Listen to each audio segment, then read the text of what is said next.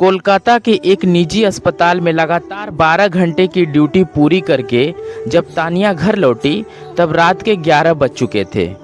बाहर मूसलाधार बारिश हो रही थी। उसकी नीली नर्स की यूनिफॉर्म पूरी तरह भीग चुकी थी और उसके पैर थककर सुन्न हो गए थे। आज पूरे 1 साल से वह कठिन मेहनत सिर्फ एक ही सपने के लिए कर रही थी, अपने ससुर के हार्ट ऑपरेशन के लिए लिया गया भारी भरकम कर्ज चुकाने के लिए। घर में प्रवेश करते ही तानिया ने देखा कि बैठक में शानदार दावत के बचे हुए बर्तन इधर उधर पड़े हैं। उसकी सास अलका देवी अब भी महंगी साड़ी और गहने पहनकर सोफे पर बैठी टीवी पर धारावाहिक देख रही थी। मेज पर उस खीर का खाली कटोरा रखा था जो तानिया ने अपनी बचत के पैसों से शुद्ध घी, दूध और छेना खरीद कर बनवाई थी। बर्तन के तले में थोड़ा सा खीर चिपका रह गया था, बस वही बचा था। अलका देवी ने टीवी से नज़र हटाए बिना ठंडे स्वर में कहा, इतनी रात को लौटोगी तो छेने की खीर कहाँ मिलेगी? रूपम और उसकी बहन सब खत्म कर चुके हैं। तले में जो थोड़ा सा लगा है उसे धोकर खा लो। खाना बर्बाद करना पाप होता है। तानिया स्तब्ध होकर खड़ी रह गई। इस खीर का दूध और छेना वह खुद सुबह ड्यूटी पर जाने से पहले खरीद कर लाई थी। उसने सोचा था कि महीने के अंत में पूरा परिवार मिलकर मिठाई खाएगा। उसने अपने पति रूपम की ओर देखा जो आराम से बिस्तर पर लेटा मोबाइल चला रहा था। तानिया को देखकर भी उसने अनदेखा कर दिया। तानिया की 7 साल की बेटी पीयू अभी तक सोई नहीं थी। वह कमरे में एक कोने में सहमी हुई बैठी थी। तानिया ने देखा कि उसकी आंखों में आंसू है। वह उसके पास जाकर बोली, बेटा तुमने खीर खाई?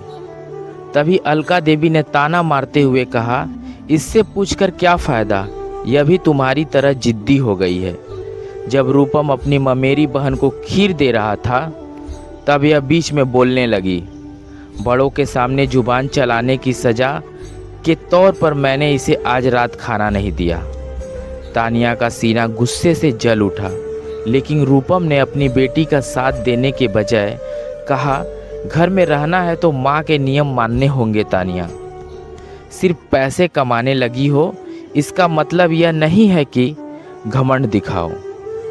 तानिया ने एक शब्द भी नहीं कहा। वह रसोई में गई। फ्रिज खोलकर देखा तो सिर्फ 2 बासी रोटियां बची थी। उसने वही थोड़ी सी बची खीर रोटियों में मिलाकर पहले अपनी भूखी बेटी को खिलाया। पीयू रोते रोते माँ के हाथ से वह खाना खा गई।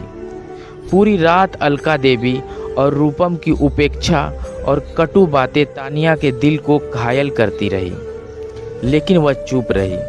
उसकी यह चुप्पी आने वाले तूफान से पहले की खामोशी थी।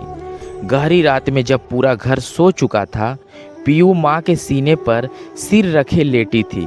अचानक उसने तानिया के कान में धीरे से कहा, माँ आज दादी पापा से कह रही थी कि उन्होंने तुम्हारी जमा की हुई फिक्स डिपॉजिट की रसीदें अलमारी से निकाल ली है। वे उन पैसों से बुआ की शादी के गहने बनवाएंगे।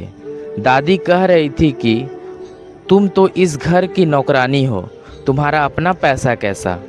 बेटी की यह फुसफुसाहट सुनते ही तानिया के भीतर बची सारी सुविधा, ममता और कमजोरी एक पल में टूटकर बिखर गई।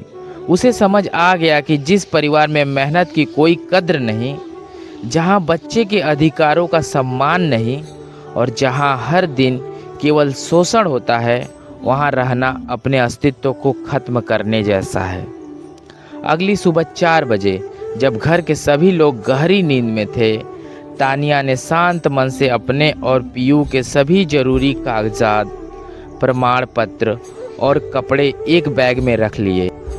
अलका देवी उसकी फिक्स डिपॉजिट की रसीद चुरा चुकी थी, लेकिन उसकी डिजिटल कॉपी तानिया ने पहले ही सुरक्षित डिजिटल लॉकर में रख दी थी, इसीलिए उसे इसकी चिंता नहीं थी। सुबह की पहली किरण फूटने से पहले ही तानिया पीयू का हाथ पकड़कर उस घर से हमेशा के लिए निकल गई।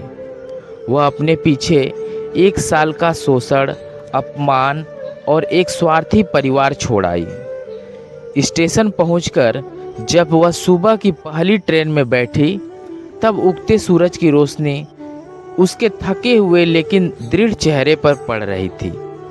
उसने तय कर लिया कि अब वह नर्सिंग होम के क्वार्टर में भी वापस नहीं जाएगी।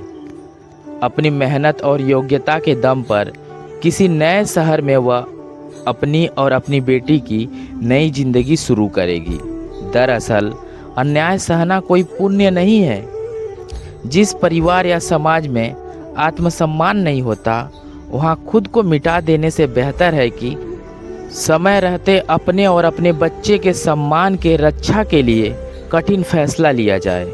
जहाँ सम्मान नहीं होता, वहाँ अधिकार भी नहीं होते। लेख सुषमा बाग प्रधान।